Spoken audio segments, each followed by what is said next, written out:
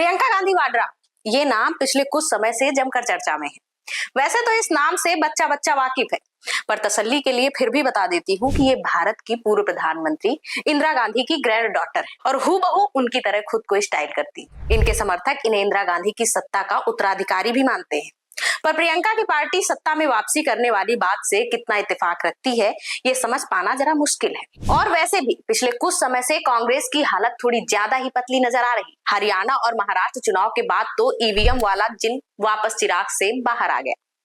हाँ, वो बात अलग है कि ये जिन लोकसभा चुनाव के दौरान 99 सीटों के तले दब गया था। घटती सीटों और इंडिया गठबंधन में किरकिरी के बीच कांग्रेस के लिए एक अच्छी खबर भी निकल कर आई थी और वो थी प्रियंका गांधी का वायनाड से जीतकर एमपी बनना। खैर, जब से प्रियंका संसद पहुंची हैं, तब से उनका कोई न कोई स्टेटमेंट वायरल होता रहता है, पर इस बार बात स्टेटमेंट की नहीं है, इस बार उनका थैला चर्चा में है, बिल्कुल वैसे ही जैसे जया किशोरी का था। तो आखिर मामला क्या है और प्रियंका के बैग में ऐसा क्या था जिसे लेकर सियासत हो रही है, आइए जान लेते हैं। नमस्कार, मेरा नाम हेमा श्रीवास्तव, आप देख रहे हैं यूनाइटेड भारत। दरअसल 16 दिसंबर को प्रियंका गांधी संसद सत्र में शामिल होने के लिए पहुंची थी। इस दौरान उनके पास एक खास बैग देखा गया। प्रियंका के इस बैग पर पैलेस्टीन लिखा हुआ था। इस बैग के साथ प्रियंका को देखे जाने के बाद हर तरफ सियासत होने लगी। उन पर मुस्लिम तुष्टीकरण की राजनीति करने के आरोप लगने लगे।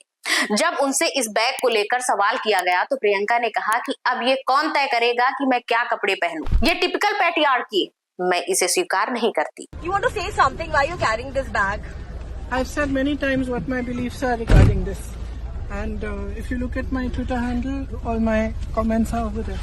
They say that they I the believe that parliamentarians can't carry this. Who's going to decide what clothes I wear now? Who's going to decide that?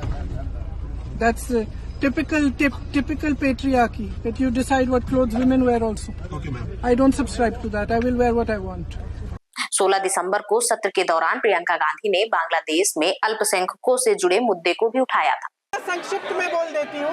पहला मुद्दा ये है कि बांग्लादेश में जो अल्पसंख्यकों के साथ, जो हिंदुओं और ईसाइयों के साथ अत्याचार हो रहा है, उसके खिलाफ इस सरकार को आवाज उठानी चाहिए।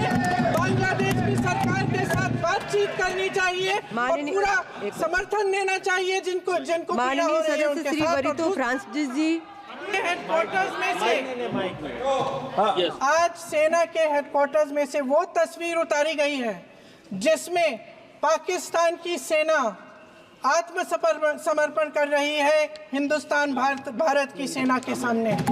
17 दिसंबर को प्रियंका गांधी दोबारा सत्र के लिए पहुंची तो उनके कंधे पर एक और बैग देखने को मिला, जिस पर लिखा था बांग्लादेश के हिंदुओं और ईसाइयों के साथ खड़े हो। जिस पार्टी पर कभी तुष्टीकरण के आरोप लगते आए हैं, शायद उसे अब समझ आ चुका है कि भलाई सबको साथ लेकर चलने में ही है। वैसे कांग्रेस हर बार सेकुलर होने का दम भरती, पर अक्सर पार्टी के नेताओं द्वारा कुछ ऐसे बयान भी सामने आते हैं जिसके बाद वापस कांग्रेस सवालों में आके खड़ी हो जाती है। खैर, पुरानी बातों पर मिट्टी डालते हैं, पर जिस तरीके की राजनीति इन दिनों प्रियंका गांधी वाड्रा कर रही हैं, उसे देख साफ पता चल रहा है कि कांग्रेस ने अपनी पुरानी गलतियों से सीख ली। खैर, आपकी इन सब पर क्या राय है, हमें कमेंट कर जरूर बताइएगा।